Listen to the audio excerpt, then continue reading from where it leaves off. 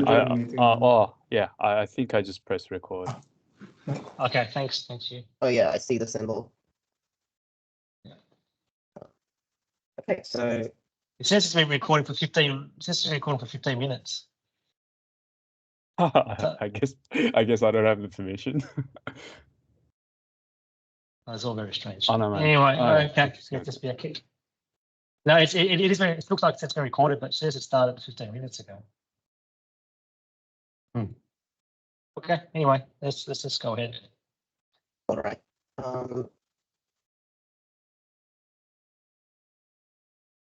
That's okay. So this presentation will be, first, I'll just give a refresher on proton therapy and DNA damage, and then I'll go on to what I've been doing for the last few weeks. So proton therapy is when you use proton particle beams to try to kill cancer cells, and naturally another goal arises of trying to avoid killing healthy normal cells in the process of doing that. And protons, in that sense, are attractive because, as well as other massive particles, because the energy dispersed by them as they travel through a target increases as the proton slows down, and the proton slows down by dispersing energy. So what happens is you get very low energy dispersion for most of its track until towards the end, where you see a sharp peak, which we call the Bragg peak. And this way we can control where this peak is. We can make sure a significant majority of the energy is distributed into the tumor, doing most of the damage there and minimal damage outside of it. And you can control it because it's dependent on the proton's initial energy and the tissue it's going through and the conditions of that. So you'd have to do some imaging of the tumor and the tissue surrounding it before you initiate. Another thing you can do is modulate your proton beam to generate a plateau instead of just one peak to hit a range of depth if you need like a larger dispersion of energy. And what I've been doing is essentially simulating proton therapy and comparing it to, well, the intention is to compare it to models that predict the results of proton therapy and try to find more accurate models than what we have. The issue right now is that it's very costly to simulate, as well as very complicated to find out accurate models of its results, because there's a lot of factors to consider. Like, the damage is done physically through multiple kinds of interactions, like Coulomb interactions, both elastic and inelastic, at different probabilities that change depending on the density of molecules in a cell and the proton's energy. Nuclear collisions, there's chemical interactions that happen when secondary electrons produced by the protons hit water and generate chemical radical species that tend to travel further into surrounding areas and do damage that way. And the effectiveness also changes based on cell conditions, which such as the oxygen levels, which change with the cell cycles. And there are ways to tell what cycle a cell is in, but when you're considering so many at once in a local area, cells aren't usually at sync, so that becomes another factor of randomness. Also, cells are able to repair themselves with different processes depending on what cycle they're at as well. So how do we kill a cell? It's mostly being determined pretty early on that damage to the DNA is the largest contributor to cell death. So simulations and algorithms look at the probability of damage to DNA, and by extension, the nucleus, which is what I've been doing, which you'll see later. More specifically, if you can see in the bottom right, there's damages into the DNA base pairs, the nucleotides, and there's damages to the strands, the helix. Strand damage is more effective at killing cells, and more specifically, strand breaks that are more than one strand break within a very small area have been the most significant source of lethal damage to DNA. These are called double strand breaks, DSBs, or complex DSBs when you have more than two. And these are,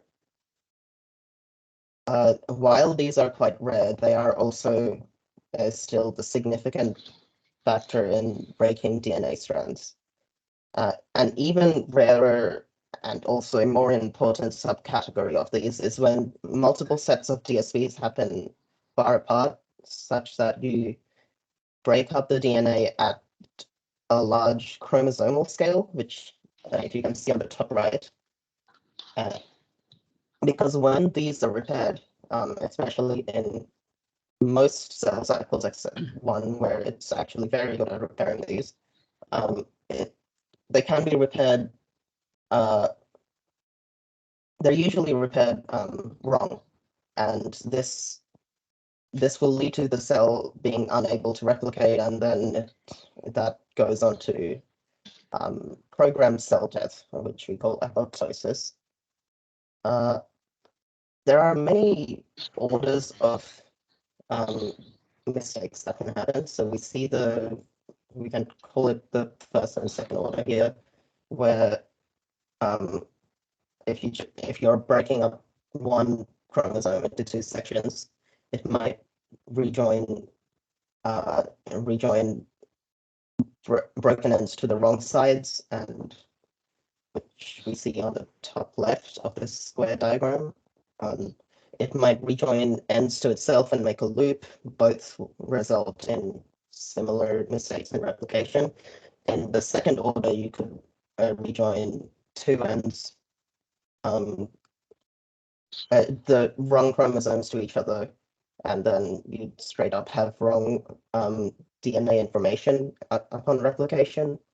And if you can imagine, if you higher order mistakes happen when you've broken up more pairs of chromosomes, and there can be a lot of different funky shapes you're making, all of which should result in cell death. So we can see that most cases of cell death is actually happening through misrepair, not directly sheer damage, just killing the cell, which is it's called necrosis, where the cell has lost key functions and just doesn't work anymore, and we consider it dead. Apoptosis, which I mentioned earlier, is when you have a key loss of DNA such that it fails to replicate, and the cell is programmed to initiate its own death, basically. This, again, is another thing that depends on the cell cycle, because quick forms of DNA rejoining is available during all cell phases, but which are highly prone to mistakes. Only in the DNA synthesis phase, a form of repairing happens where it essentially just makes new DNA to fix the broken pairs, and that ends up fixing mistakes enough so that it tends to continue living. So what I've been doing is running simulations of proton therapy and counting the frequency at which the number of hits registered in a cell. So let's say 10 cells were hit once, 5 cells were hit twice, and so on. And this is important because most models follow a Poisson probability distribution for how likely cells are to get hit what number of times, and how likely those are to be lethal hits that result in cell death. And the problem with this is that it's been found at high LET, or linear energy transfer, a quantity that's like the average energy dispersed by a proton per length along its track. At high LET, the probability distribution is likely not Poisson. So a few papers have shown. So I'm running simulations of a few cases of this at different LETs. Right now, I've only done it at 1, and I want to see the distribution of the number of hits. So the first case, it's just a test. I simply have 10 cells, 10 V79 cells, which is sort of a standard in proton therapy because of a paper. We just have the dimensions of this cell at pretty precise numbers. And these cells are just composed of water because this is a pretty simplified case, with some parts being slightly more dense water to account for other materials and composition. This is being fired at with 143 protons of 20 mega electron volts. So in this case, this is considered high LET. Next, I will be doing a similar thing at 4 MeV, which will be low. And yeah, after that, the program will score the energy dispersed at areas of the cell, the cytoplasm, nucleus, and nucleolus, and the coordinates at which it happened. And using that, I've counted the number of hits at each of these. And so in the 10-cell model, we have plots that aren't really showing anything too statistically significant because the number of cells is so low. But maybe some conclusions can be made, such as maybe more than half the cells were not hit at all. The cytoplasm is the outermost layer. So this is essentially how many hits were hit on this on the cell in general. For example, here only 1 cell was hit once, 2 cells were hit twice, and then 1 cell was hit thrice, and everything else was not hit at all.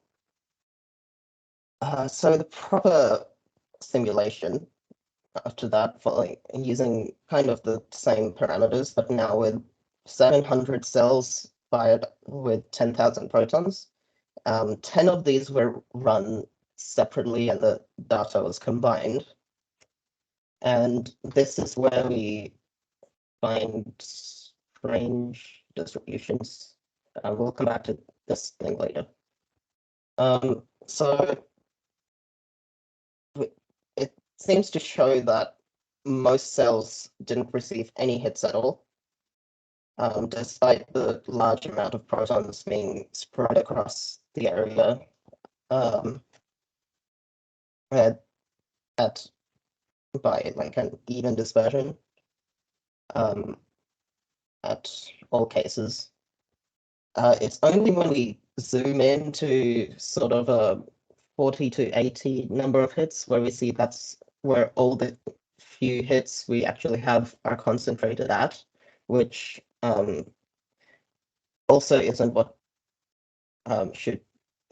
we should expect, because it suggests no cells were hit less than 40 received less than 40 hits in the cases they did get hit, except the cells that were just didn't get hit at all.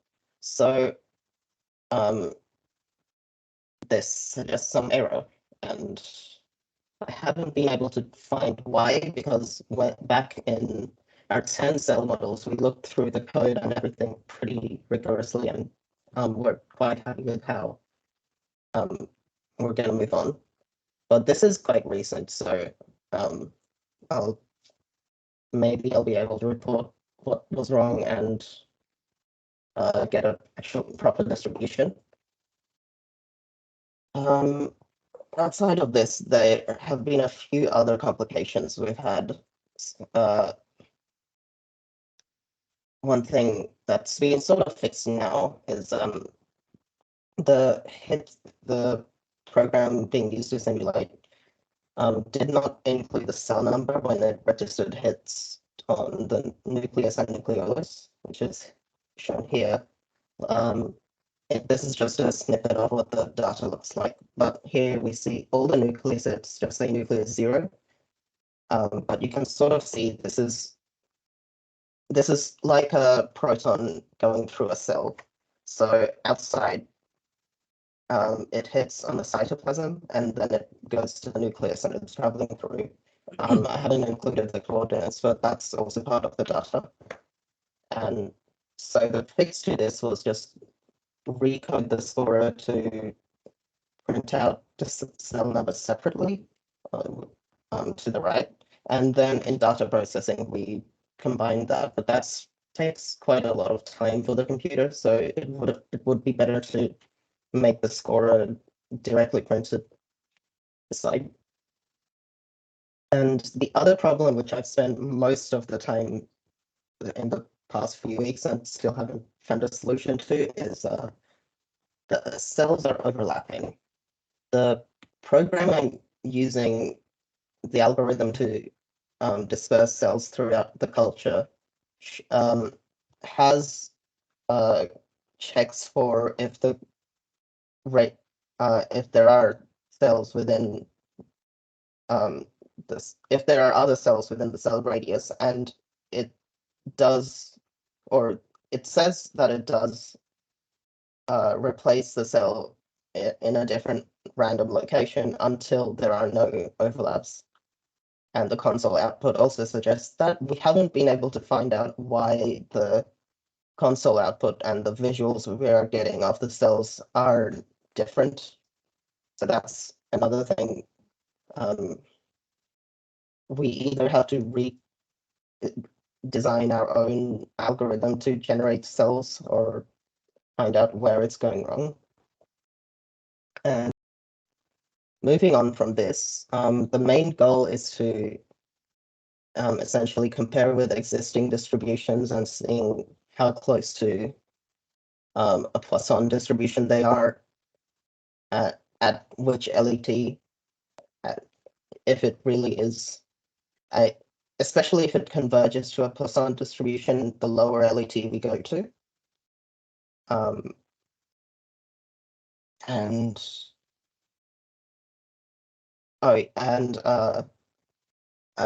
possibly we're going to compare to and maybe design our own model to predict which cells might be killed based on the number and location of the hits that we're getting in our own data.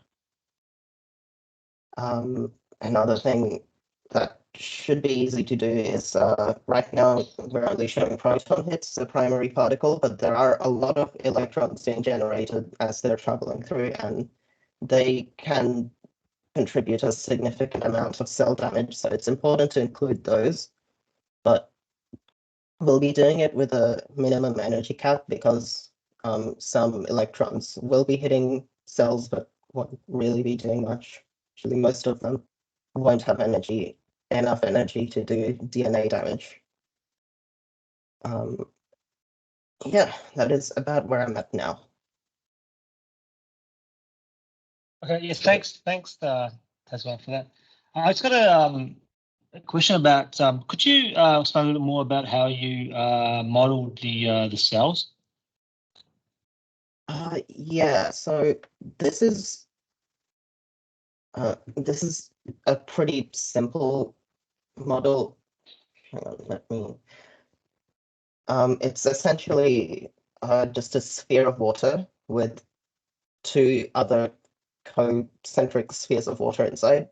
The smallest sphere is a slightly higher density water that just coincides with the composition of the nucleolus based on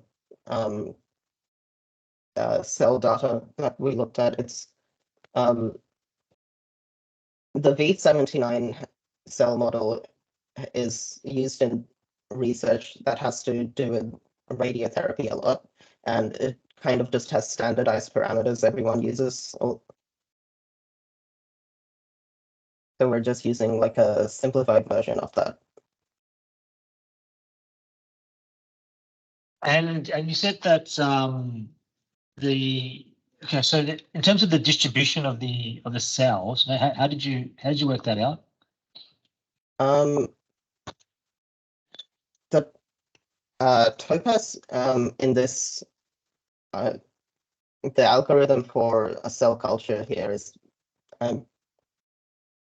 we made our own, but the one we're using here, I'm pretty sure does the same thing, and that's just place a cell at a random location within the bounds of the culture, and then just keep placing cells, and it checks if there's a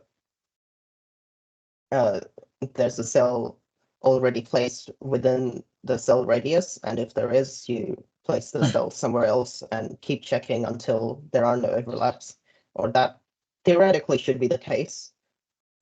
And the output of the program when you run it does say that we've found an overlap, and then we're placing it again, and until there are no overlaps. But yeah, we're still getting overlaps when we look at the coordinates of the cells printed out and the visuals. So could you go to the slide where you had your result again? sorry. Could you go to the slide where you had your results? Sorry, my thing is ringing. I'm going to take out my headphones. That's okay. Yeah, so I think it's this one. Yeah. So when you say cytoplasm hits, does that refer to the hits on the cell? Is that what the cell? It is essentially the entire cell, sort of. It's the outer layer of the cell, so all hits further in would have hit the cytoplasm beforehand. So this is basically all the hits that hit the cell.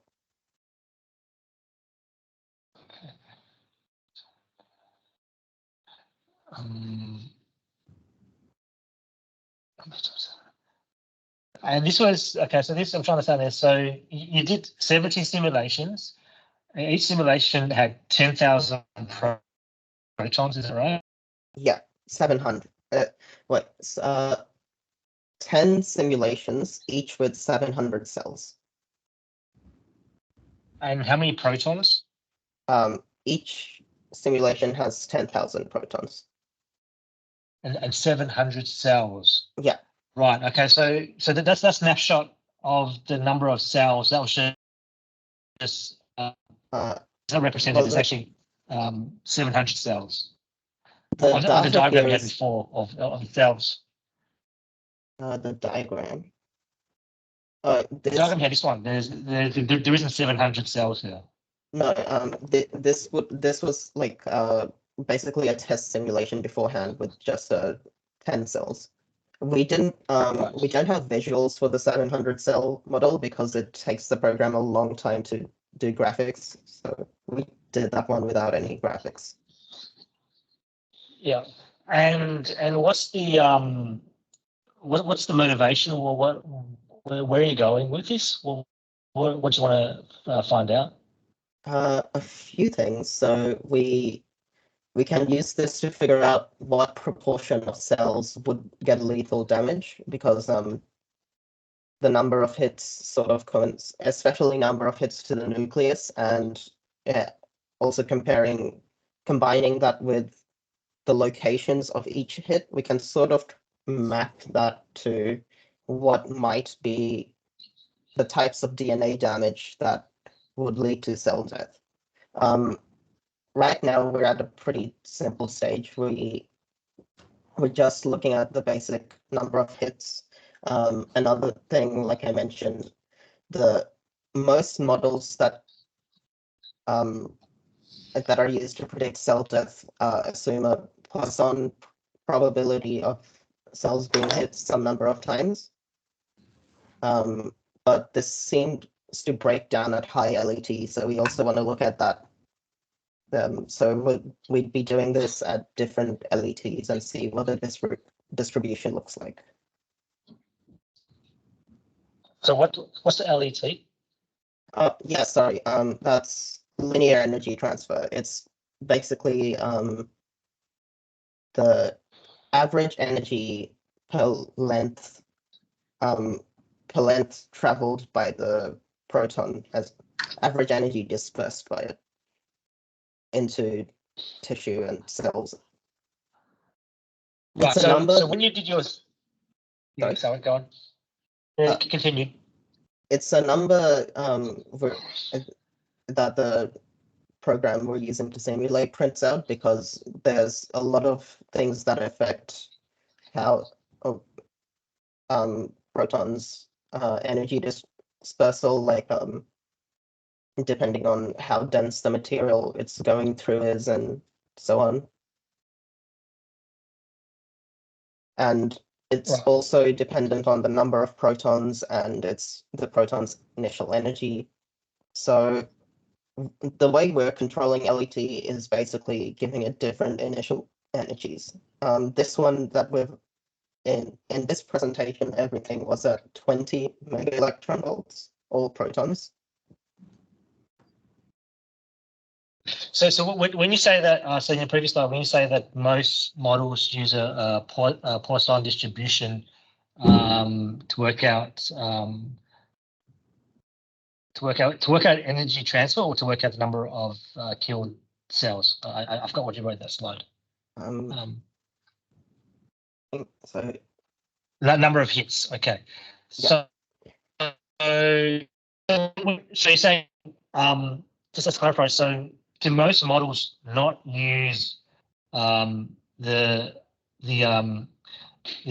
simulation that you're currently doing, by most models, and it gets a I'm Poisson sort of distribution? talking about a different thing. So models of predicting cells survival rate at a given dose you're putting in. So like here in the top right, this is the linear quadratic model, and it's a pretty simple one where D is the dose of your total dose you're putting in for proton therapy, and S is the proportion of cells that have survived after some time. And yeah, that is also based on Poisson statistics of how likely a cell will get hit. Right. Okay. So this is just a very sort of rule of thumb model. Is that correct? This Yeah.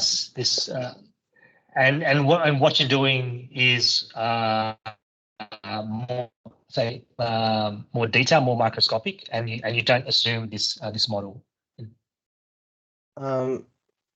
What I'm doing is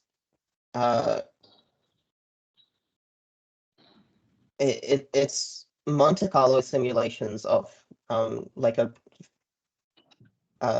physical thing of protons being fired at a cell, while these models are meant to be more quicker ways to try and predict how like the parameters of proton therapy for I guess to I guess the way they do it is do imaging for someone who needs proton therapy, determine the parameters, in this case like alpha and beta, that has to do with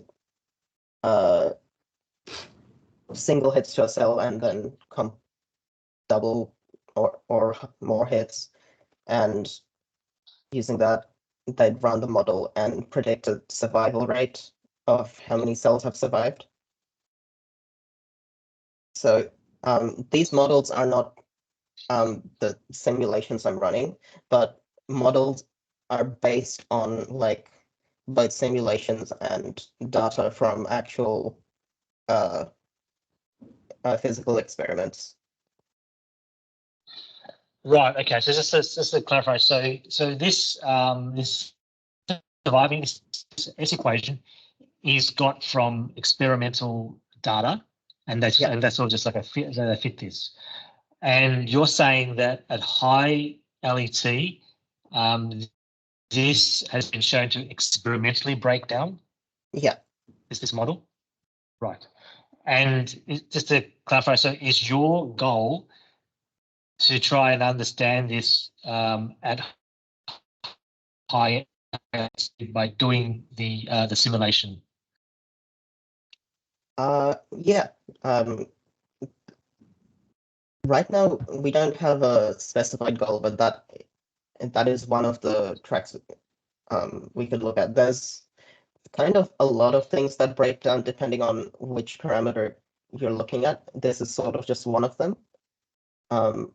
Right. We're kind of just at the base. Yes. Where, okay. Yeah. Yeah.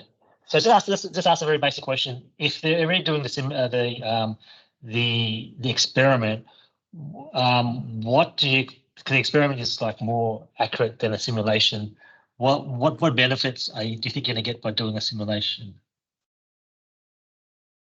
Compared to an experiment, like a physical case of shooting protons at real cells, it basically cost.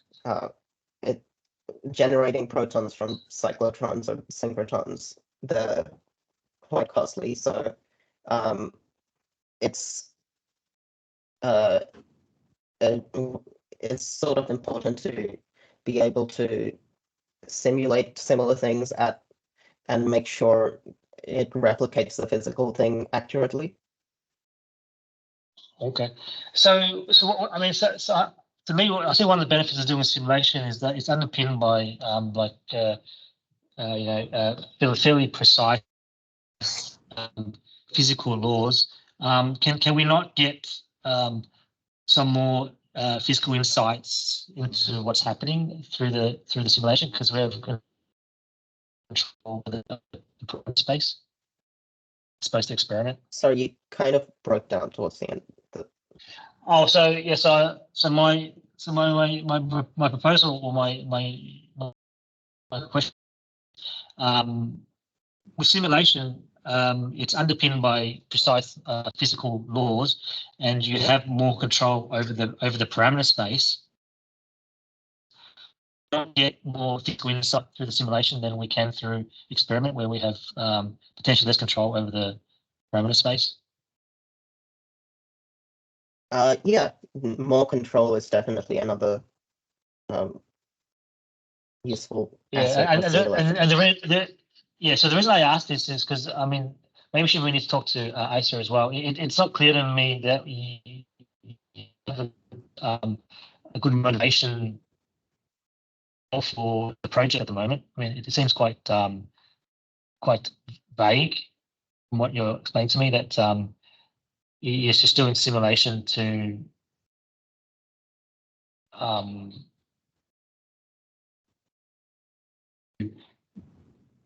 maybe you answer that. So you're doing a simulation to what's the selling point? I understand it's cheaper, but I kind of get it. Right now I'm doing simulations to with like what I'm showing here, I'm trying to get it to replicate the data of one of the previous students, so we can build off that. Right. So was this an honours student or It was PhD a student? master's student, I'm pretty sure. Okay. And what was the goal of his thesis?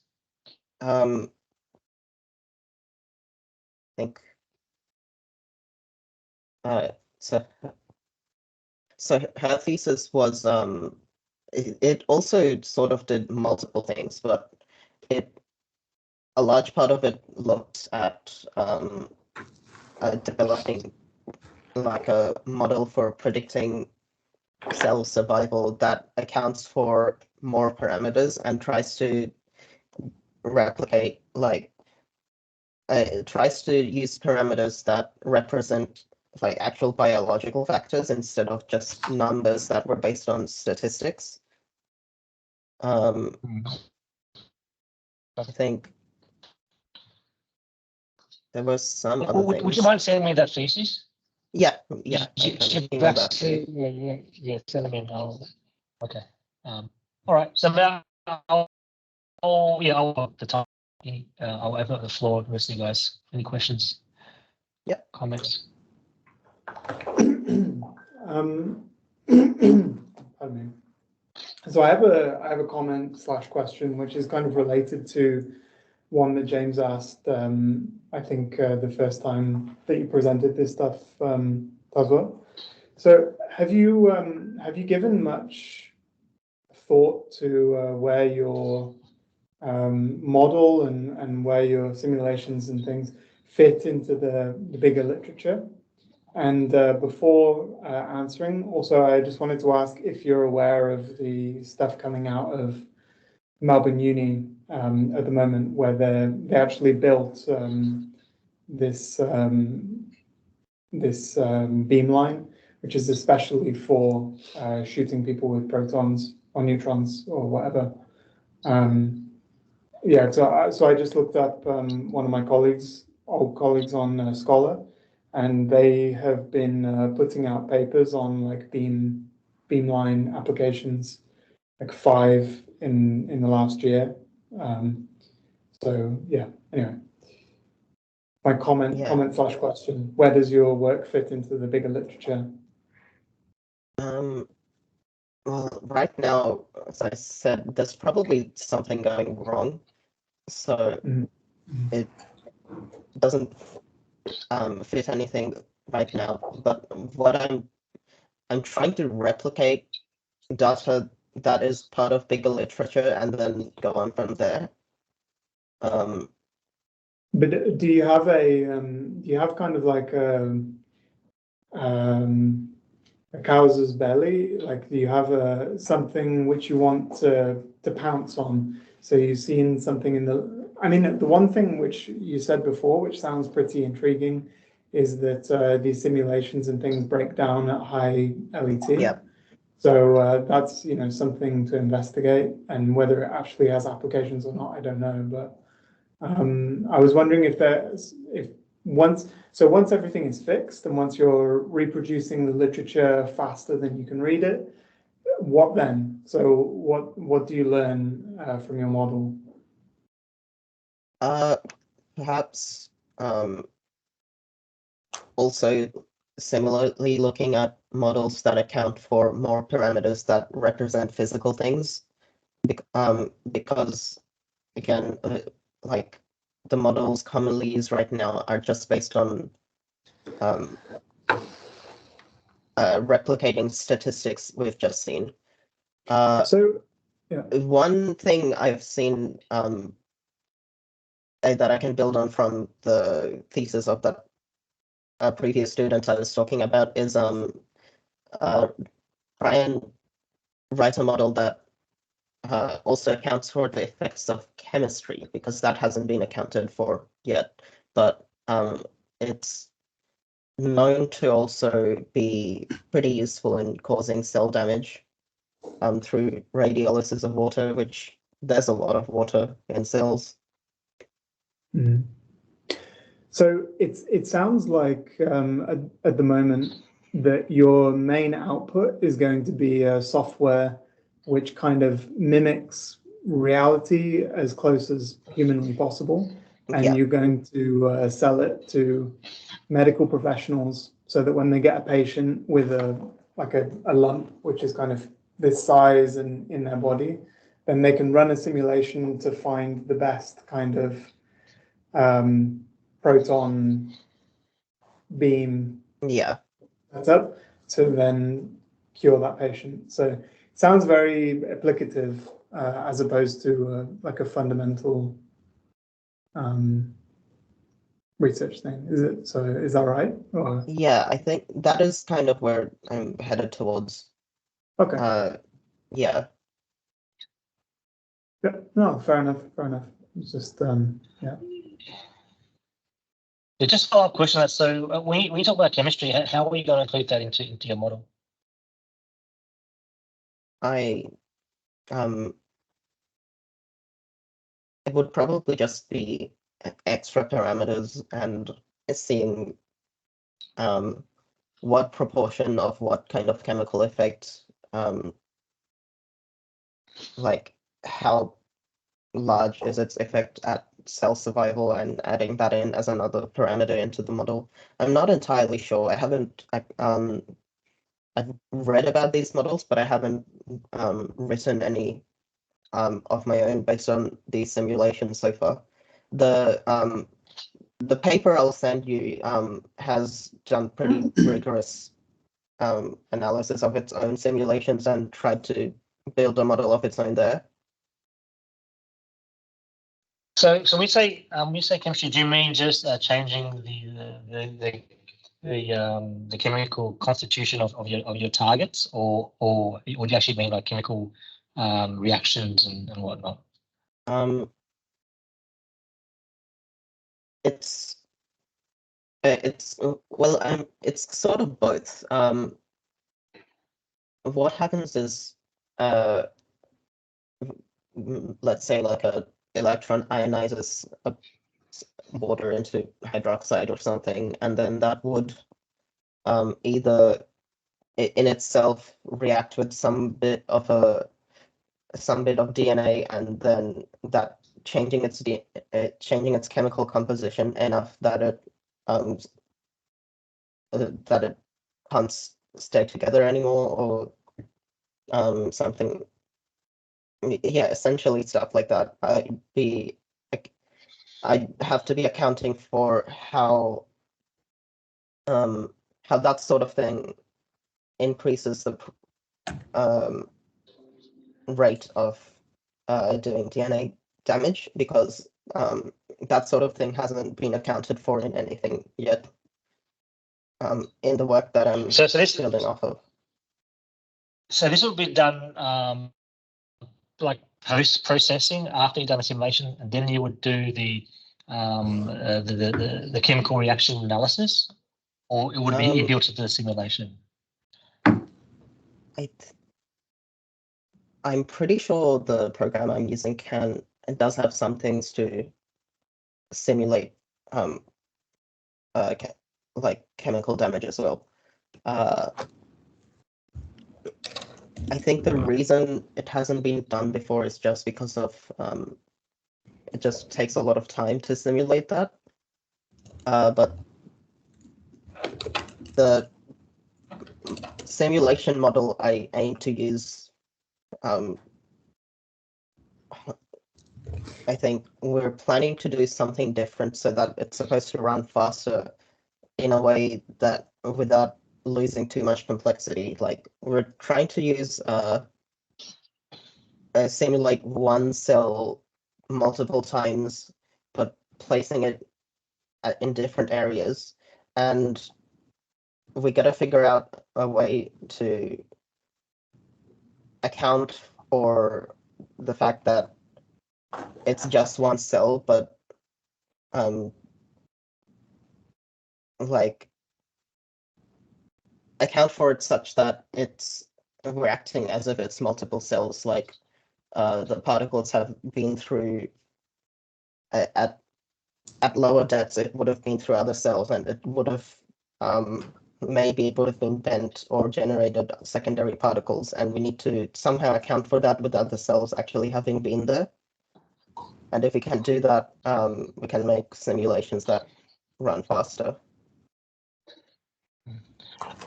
Just a couple of quick questions. Do you know if Aisha's working with the people in Melbourne Uni? No, I don't.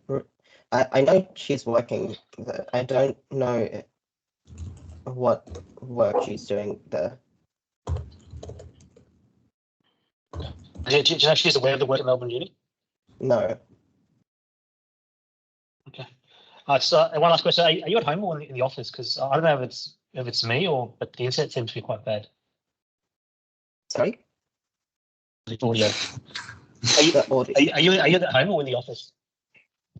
I'm at home right now. You're at home. Yes. I think it's the okay, mic. alright. I think it's the mic. Because last time I Uh, think you changed the mic and it got better or something. Okay. I don't know. Yeah. Okay. I, It's just so I'm using like a built-in mic. presentation. Yeah, I don't really have a separate mic, but last time I was in the office and using the same mic I'm using now, so I don't really know what's happening. Oh yeah, it's just large distortions. That's all. Yeah. Oh, okay. Yeah, I think see if I that so everybody's connection seems to be okay apart from yours, James. Yours is okay. dropping in and out. Oh, And yeah, Tazwar's mic is just a little bit distorted, but Okay. Yeah. Yes, might be a combination of the two. Yeah, I'm at my sister's house and it's in his, isn't that great? Okay. Well, I think time's up. Yeah, so thank you again for the nice presentation. I think next week we have a guest speaker. Is that correct? Yep, that's right. Yep. Okay. All right. Well, yeah. Any outstanding questions or comments? Excuse me? Yes. Yeah. Hiroshi. Yeah, okay. And we will have a face-to-face meeting on Wednesday and for design of Yes. and phosphorescent OLED. All right? Yes. Yes. Okay. Yes. I'll be back on Wednesday. Yeah. Okay. Yeah. All right. I'm not getting full confidence. It's too many. Yeah, I can show you detail of device. All right? Okay. Excellent. All right. Okay. Fantastic. Cool. Okay. Is there anything else? Not. Then have a good evening. All right. Bye. See you. ya. Bye. Bye. Good night. Oh, Tazwar, could you send Kieran the oh, doesn't it's gone. All right. Never mind.